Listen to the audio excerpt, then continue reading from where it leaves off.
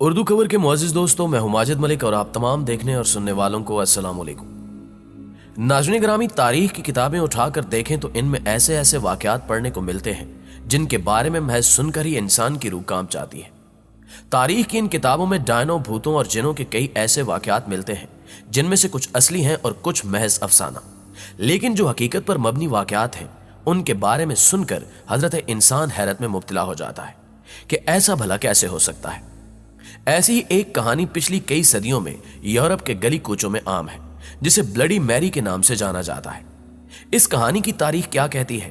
کیا واقعی آدھی رات کو شیشے کے سامنے کھڑے ہو کر 3 بار بلڈی میری پکارنے سے ایک ڈائن حاضر ہوتی ہے؟ آج ہم آپ کو بلڈی میری سے جڑی ایسی اہم حقیقتوں کے بارے میں بتائیں گے جنہیں سن کر آپ بھی دنگ رہ جائیں گے۔ تاہم ویڈیو میں آگے بڑھنے سے پہلے چینل پر نئے شامل ہونے والے دوستوں سے گزارش ہے کہ پہلے چینل کو سبسکرائب کرتے ہوئے ساتھ موجود گھنٹی کے بٹن کو بھی دبا دیں تاکہ علمی، ادبی اور تاریخی ویڈیوز کی نوٹیفیکیشنز آپ تک باقاعدگی کے ساتھ پہنچتی رہیں۔ تو آئیے چل کر موضوع کا آغاز کرتے ہیں۔ معزز دوستو، آج ہم جس کہانی کے بارے میں آپ کو بتانے جا رہے ہیں وہ ایک خاتون کی ہے جس کا نام بلڈی میری ہے، جسے یورپ میں ایک ڈائن کہا جاتا ہے۔ بلڈی میری کے بارے میں ایک بات کافی زیادہ مشہور ہے کہ جب کوئی انسان اماوس کی رات آئینے کے سامنے کھڑے ہو کر 3 مرتبہ بلڈی میری کا نام پکارتا ہے تو بلڈی میری نامی یہ ڈائن حاضر ہو جاتی ہے۔ یہاں ہم آپ کو بتاتے چلیں کہ یورپ میں اس عمل کے بارے میں کہا جاتا ہے کہ جو کوئی بلڈی میری کو بلانے کی کوشش کرتا ہے اور اگر وہ اس کے بلانے پر آ بھی جاتی ہے تو یہ اس کے لیے دولت اور اچھی زندگی کی ضمانت ہوتی ہے، اور اس دوران بلڈی میری کو بلانے والے انسان کی موت بھی واقع ہو سکتی ہے۔ سوال یہ ہے کہ بلڈی میری کی حقیقت کیا ہے اور اس کہانی کے پیچھے کیا راز پوشیدہ ہے؟ تو اس کے متعلق تاریخ میں کئی واقعات ملتے ہیں جن کو پڑھنے اور سمجھنے کے بعد انسان حقیقت تک پہنچ سکتا ہے۔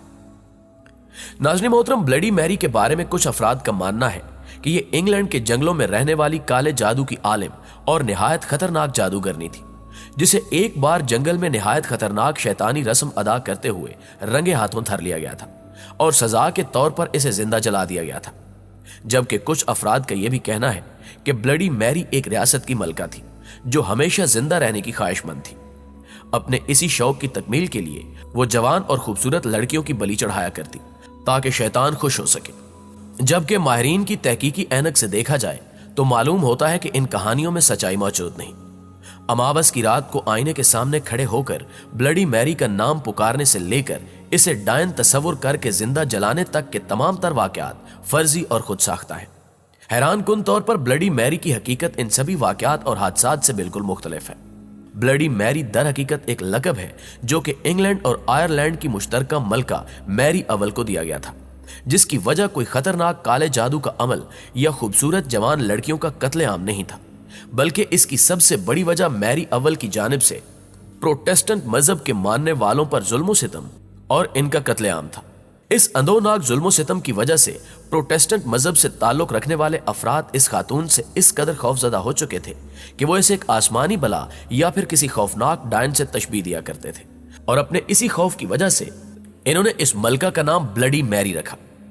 دوستو، اگر بلڈی میری کی ابتدائی ذاتی زندگی کی بات کی جائے تو یہ انگلینڈ کے بادشاہ ہنری ہشتم کی پہلی اولاد تھی جو کہ 18 فروری 1516 کو انگلینڈ میں پیدا ہوئی۔ اس کے علاوہ یہ وہ دور تھا جب سلطنت عثمانیہ پر سلطان سلیم اول اور برصغیر پر ابراہیم لودھی حکومت کیا کرتے تھے۔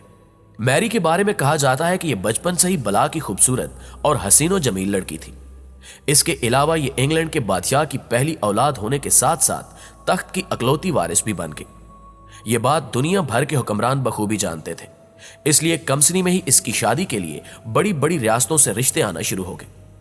اس کو دیکھتے ہوئے بادشاہ ہنری نے اپنی بیٹی میری کا رشتہ فرانس کے ایک شہزادے سے کر دیا، لیکن بعد ازاں میری کی شادی اس کے کزن ہولی رومن امپائر کے بادشاہ چارلس دی ففتھ سے کرنے کا اعلان کیا گیا، مگر کچھ ذاتی اور سیاسی وجوہات کی بنا پر ان تمام رشتہ داریوں کو ختم کرنا پڑا، کیونکہ میری کا والد ہنری ہشتم اپنے تخت کے لیے مرد وارث حاصل کرنا چاہتا تھا۔ وہ تخت کو میری کے حوالے نہیں کرنا چاہتا تھا، اس لیے اس نے مرد وارث حاصل کرنے کے لیے دوسری شادی کی، مگر یہ شادی پرسکون طریقے سے نہیں ہوئی کیونکہ اس شادی پر بادشاہ ہنری کو کئی پادریوں کی مخالفت کا سامنا کرنا پڑا۔ اس مسئلے کو حل کرنے کے لیے ہنری بادشاہ نے تمام شاہی پادریوں کو تبدیل کر کے اپنی پہلی بیٹی اور اپنی شادی کو ناجائز قرار دے دیا۔ ऐसा करके बादशाह ने अपनी अकलौती औलाद यानी मैरी को तख्त की वारिस होने के ओहदे से दस्तबरदार कर दिया और खुद ऐना बोलम नामी एक खूबसूरत लड़की से शादी करके सुकून की जिंदगी गुजारने के ख्वाब देखने लगा कि इस बार इसे अपने तख्त का मर्द वारिस मिल जाएगा। वहीं दूसरी जानिब मैरी, जो कि पैदाइशी एक शहजादी थी, वो रातों रात ही एक आम लड़की बन गई। प्यारे दोस्तों, अब मैरी और इसकी वालदा के साथ काफी बुरा सलूक किया जाने लगा। यूं अपने ही घर में कैदियों की मानंद जिंदगी गुजारने पर मजबूर ये दोनों मां बेटी शदीद बीमार हो गई और कुछ वक्त गुजरने के बाद इसी बीमारी की हालत में मैरी की वालदा, जिसका नाम कैथरीन था, ने इस दुनिया को खैराबाद कह दिया और इस दारे फानी से कूच कर गई। जबकि कैथरीन की मौत के बाद ऐना बोलम नामी खातून का अंजाम इससे भी कहीं ज्यादा खौफनाक हुआ। दरअसल हेनरी को अपनी दूसरी बीवी यानी ऐना बोलम से एक बेटी हुई जिसका नाम एलिजाबेथ रखा गया। हेनरी बेटी की पैदाइश पर आग बगोला हो गया और उसने ऐना बोलम का सर कलम करवा दिया और तीसरी शादी की तैयारी शुरू कर दी। ताहम इस बार भी नतीजा बेटी की पैदाइश की सूरत में बरामद हुआ और इस बदबख्त ने अपनी तीसरी बीवी को भी कत्ल करवा दिया। ताहम इसने यह सिलसिला जारी रखा यहां तक कि इसे छठी बीवी से एक बेटा हुआ जिस पर बीवियों के कत्ल का दौर खत्म हुआ। हेनरी की छठी बीवी मिजाजन नेक खातून थी जिसके दिल में दूसरों के लिए प्यार और हमदर्दी कूट कूट कर भरी हुई थी। लिहाजा उसने बादशाह की पहली और दूसरी बेटी यानी मैरी और एलिजाबेथ को अपने वालिद के करीब कर दिया।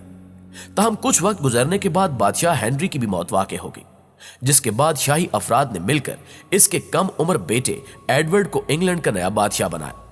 एडवर्ड चूंकि नासमझ बच्चा था, इसलिए इसकी इसी नासमझी का फायदा उठाते हुए एडवर्ड के ज्यादातर इख्तियारात कुछ ताकतवर अफराद के हाथ लग गए जो कि नए पैदा होने वाले प्रोटेस्टेंट मजहब से ताल्लुक रखते थे। इन्होंने तमाम तर इंग्लैंड पर प्रोटेस्टेंट मजहब को नाफिज करना शुरू कर दिया। ये अपनी मर्जी के पादरी चर्च में रखवाते ताकि वो कैथोलिक से ज्यादा प्रोटेस्टेंट मजहब को फरोग दे सके और बाइबल की जगह अपनी लिखी गई नई मजहबी किताबों को दरसगाहों में राइज किया जाए। जबकि इन अफराद ने मैरी से भी मुतालबा किया कि वो कैथोलिक मजहब को छोड़कर प्रोटेस्टेंट मजहब कबूल कर ले, लेकिन मैरी ने इस बात से इनकार कर दिया। मुअज़्ज़िज़ नाज़रीन गिरामी, दूसरी जानिब इंग्लैंड का कम उम्र बादशाह यानी एडवर्ड महज 15 साल की उम्र में इस दुनिया से रुखसत हो गया, जिसके बाद मैरी ने इंतहाई चालाकी से इक्तिदार पर कब्जा कर लिया और इंग्लैंड की सबसे पहली मलका का एजाज भी इसी औरत ने हासिल किया। इंग्लैंड की मलका बनने के बाद मैरी ने किसी भी मजहब पर कोई सख्ती न बरती, बल्कि इन्हें उनके हाल पर छोड़ दिया और अपने बाप के नक्शे कदम पर चलते हुए बेटे के हसूल में खुद से 10 साल कम उम्र लड़के से शादी कर ली। लेकिन इससे इसे कोई औलाद ना हुई, जिस पर इसने सोचा कि शायद यह इस पर अजाब है कि इसने प्रोटेस्टेंट मजहब को रोका क्यों नहीं, जो कि जबरदस्ती इसकी रियासत में नाफिज कर दिया गया। इसके बाद मैरी ने अपने भाई के बनाए गए तमाम तर कवानीन को गलत साबित करते हुए इनको खत्म कर दिया और प्रोटेस्टेंट मजहब से ताल्लुक रखने वाले अफराद को जिंदा जलाने का हुक्म जारी कर दिया। इस बेरहम खातून ने ऑस्ट्रेलिया और गिरदोनवा में बसने वाले तकरीबन 8 लाख अफराद को जिंदा जलवा दिया और इन्हें इस कदर अजियतनाक मौत दी कि लोग इसके नाम से ही कांपने लगे। इस खातून के अंदोनाक और खौफनाक जुल्म सितम की वजह से ही इसे ब्लडी मैरी का लक़ब दिया जाता है। जी तो मुअज़्ज़िज़ दोस्तों, आज की वीडियो में बस इतना ही। हमेशा की तरह हमें आज भी उम्मीद है कि आज की ये वीडियो आपको बहुत पसंद आई होगी। वीडियो अच्छी लगे तो इसे लाइक करते हुए अपने दीगर दोस्तों के साथ भी शेयर कर दीजिए। इंशाअल्लाह आपसे मुलाकात होती है अगली वीडियो में। तब तक अपना और अपने प्यारों का ढेर सारा ख्याल रखिएगा। अल्लाह निगहबान।